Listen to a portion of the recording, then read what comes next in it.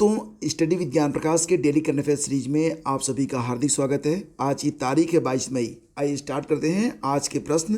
पहला क्वेश्चन है, हाल ही में किसे प्रतिष्ठित हम्बोल्ट रिसर्च अवार्ड 2022 से सम्मानित किया गया है? तो इसका आंसर हो जाएगा प्रोफेसर इंद्रजीत सिंह। प्रोफेसर इंद्रजीत सिंह जो कि दिल्ली विश्वविद्यालय के एक वैज्ञानिक हैं और ये एक जाने माने पारिस्थितिकी वैज्ञानिक हैं, इकोलॉजिस्ट। और ये जो अवार्ड है इसे हम्बोल्ट अवार्ड के नाम से भी जाना जाता है। इसको अलेक्जेंडर वान हम्बोल्ट फाउंडेशन जर्मनी के द्वारा प्रदान किया जाता है और इसमें लगभग 60,000 यूरो की राशि प्रदान की जाती है। अच्छा, एग्ज़ाम में एक प्रश्न और भी आ सकता है कि 2021 का हम्बोल्ट अवार्ड यानी कि हम्बोल्ट रिसर्च अवार्ड किसे प्रदान किया गया? तो इसका आंसर हो जाएगा डॉक्टर कौशिक वसु को। तो दोनों याद रखना, 2021 में हम्बोल्ट रिसर्च अवार्ड मिला डॉक्टर कौशिक वसु को, जबकि 2022 में दिया गया प्रोफेसर इंद्रजीत सिंह को। तो दोनों ही प्रश्न यहाँ पर काफ़ी इंपॉर्टेंट हैं, दोनों ही फैक्ट आपको पता होनी चाहिए। आगे बढ़ते हैं। अगला क्वेश्चन है, किस देश के वैज्ञानिक सौर मंडल के बाहर पृथ्वी जैसे रहने योग्य ग्रह की खोज टेलीस्कोप की सहायता से करने की योजना पर काम कर रहे हैं? यानी कि अभी ये जो रिसर्च है इसे स्टार्ट नहीं किया गया है, लेकिन पृथ्वी यानी कि हमारा जो सौरमंडल है उसके बाहर पृथ्वी से लगभग 32 प्रकाश वर्ष दूरी मापने की इकाई होती है। याद रखना, इसको इंग्लिश में लाइट ईयर कहते हैं। एक साल में प्रकाश के द्वारा चली गई जो कुल दूरी होती है उसे एक प्रकाश वर्ष कहते हैं। और प्रकाश इस दुनिया में सबसे तेज़ चलने वाली चीज़ मानी जाती है। एक सेकंड में लगभग 3 लाख किलोमीटर की दूरी तय करता है प्रकाश, इसकी जो गति है। तो एक साल में ये दूरी कितनी होगी, फिर 32 साल में कितनी होगी, इसका अनुमान आप लगा सकते हैं। लेकिन ये माना जा रहा है कि लगभग 32 प्रकाश वर्ष दूर कुछ ग्रह ऐसे ज़रूर मौजूद हैं जिन पर पृथ्वी जैसा ही वातावरण है और उस पर मानव की आबादी बसाई जा सकती है। तो इस प्रोजेक्ट पर चीनी वैज्ञानिकों ने काम करना स्टार्ट कर दिया है और इस प्रोजेक्ट का नाम रखा गया है चेस, यानी कि close by habitable exoplanet survey, CHES। ये याद रखना, काफ़ी इंपॉर्टेंट क्वेश्चन है। राष्ट्रीय लुप्तप्राय प्रजाति दिवस मई के किस दिन मनाया जाता है? देखिए फ्रेंड्स, प्रति वर्ष इसे अलग अलग दिनों पर मनाया जाता है। इसे मई के तीसरे शुक्रवार को ही मनाया जाता है। तो शुक्रवार जिस तारीख को पड़ेगा उसी दिन होगा राष्ट्रीय लुप्तप्राय प्रजाति दिवस। तो आपको बता दें कि इस साल 2020 में इसे 20 मई को मनाया गया। अब बात यहाँ पर इम्पॉर्टेंट डेज की है, तो एक बार आइए फटाफट रिवीजन कर लेते हैं। 1 मई को 3 महत्वपूर्ण दिवस मनाए गए, उज्ज्वला दिवस, वर्ल्ड लाफ्टर डे यानी कि विश्व हास्य दिवस और लेबर डे। 2 मई को मनाया गया विश्व टूना दिवस। 3 मई को मनाया गया वर्ल्ड प्रेस फ्रीडम डे और वर्ल्ड अस्थमा डे। 4 मई को मनाया गया इंटरनेशनल फायर फाइटर्स डे। 5 मई को हाथ स्वच्छता दिवस के रूप में मनाया गया। 6 मई को इंटरनेशनल नो डाइट डे के रूप में मनाया गया। इसके बाद वर्ल्ड एथलेटिक्स डे मनाया गया 7 मई को। 8 मई को मनाया गया वर्ल्ड थैलेसेमिया डे और रेड क्रॉस डे, दोनों ही मनाए गए 8 मई को। राष्ट्रीय प्रौद्योगिकी दिवस, राष्ट्रीय नेशनल टेक्नोलॉजी डे, ये मनाया गया 11 मई को। इसके बाद 12 मई को मनाया गया अंतर्राष्ट्रीय पादप स्वास्थ्य दिवस और अंतर्राष्ट्रीय नर्स दिवस। अंतर्राष्ट्रीय परिवार दिवस मनाया गया 15 मई को।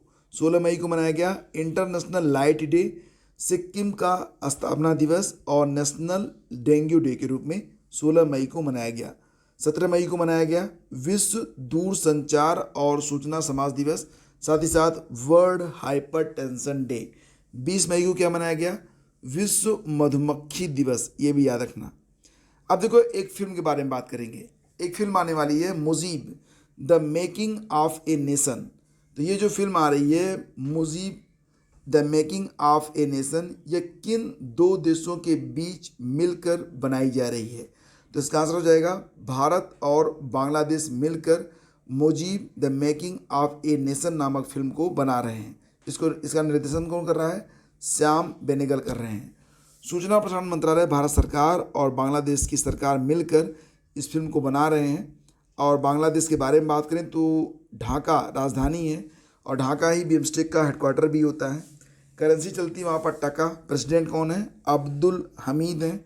प्रधानमंत्री कौन है? शेख हसीना है। आपको याद होगा अभी हाल ही में चर्चा में रहा था किशोर कुमार दा का नाम, जो कि बांग्लादेश के विद्यानंदो नामक एक एनजीओ के संस्थापक हैं। इनको Commonwealth points of light award से नवाजा गया है।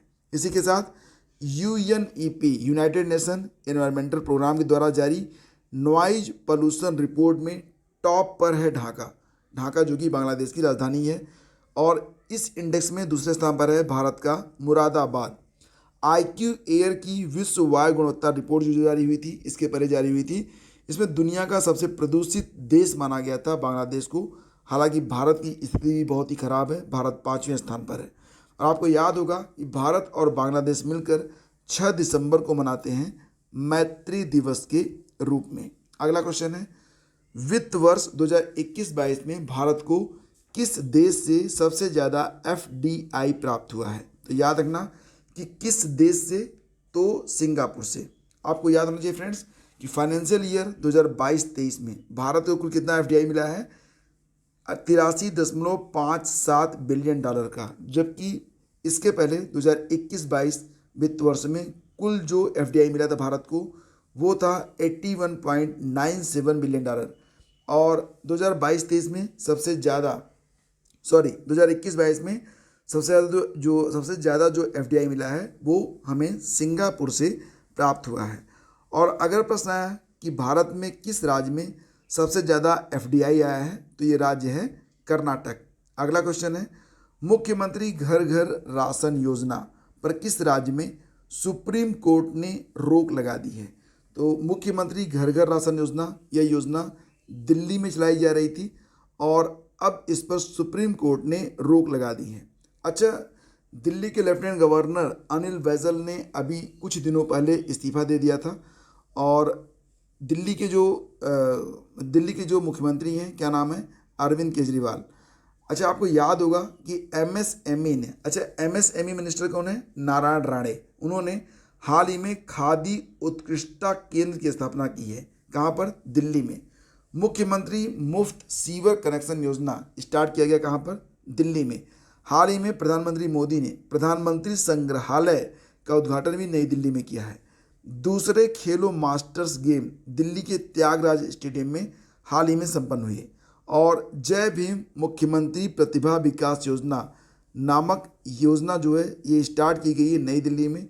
ये उत्तर प्रदेश के अभ्युदय योजना के जैसी ही है। फिर अगला क्वेश्चन है, विश्व माप विज्ञान दिवस यानी कि वर्ल्ड मेट्रोलॉजी डे ये कब मनाया गया? ये मनाया गया 20 मई को। इसकी थीम क्या रही? Metrology in the digital era. अगला क्वेश्चन है, मई 2022 में भारत पहले निजी तौर पर निर्मित रॉकेट विक्रम-1 के तीसरे सफल परीक्षण, भारत ने जो तीसरा सफल परीक्षण किया है, प्रश्न है कि ये जो तीसरा सफल परीक्षण किया गया उसका नाम क्या है? इसका नाम है कलाम 100, याद रखना। और नागपुर के स्टार्टअप स्काई रूट ने भारत के लिए जो पहला निजी रॉकेट तैयार किया है उसको नाम दिया गया है विक्रम-1। हाल ही में यूनाइटेड नेशन ने 2022 में भारत की जीडीपी ग्रोथ रेट कितना रहने का अनुमान लगाया है? तो यूनाइटेड नेशन ने 2022 में भारत की जो जीडीपी ग्रोथ रेट है उसे 6.7 से घटाकर 6.4% कर दिया है। तो इस प्रश्न का 6.4% करेक्ट है। फिर ये है आज का अंतिम प्रश्न कि हाल ही में आतंकवाद विरोधी दिवस कब मनाया गया? तो फ्रेंड्स, आपको याद होगा कि हमारे पूर्व प्रधानमंत्री राजीव गांधी की एक चुनाव सभा को संबोधित करते समय 21 मई 1991 में तमिलनाडु के श्रीपेरुम्बदूर में लिट्टे के आतंकियों द्वारा हत्या कर दी गई थी। तो उनकी पुण्यतिथि को दुनिया में आतंकवाद विरोधी दिवस के रूप में मनाया जाता है। भारत में आतंकवाद विरोधी दिवस के रूप में मनाया जाता है 21 मई को। तो ये याद रखना। और फ्रेंड्स, अब आपके लिए एक प्रश्न है, आपको बताना है कि विश्व जल दिवस कब मनाया जाता है। तो फ्रेंड्स, अगर ये सेशन आपको अच्छा लगा है तो प्लीज़ आप इस सेशन को लाइक ज़रूर कीजिएगा।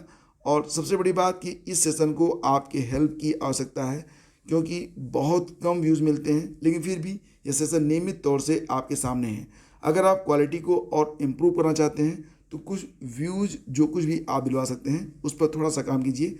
और इसी के साथ आप सभी को फिर से मैं धन्यवाद देता हूँ और शीघ्र मिलेंगे आपसे एक नए सेशन में। तब तक के लिए जय हिंद, जय भारत।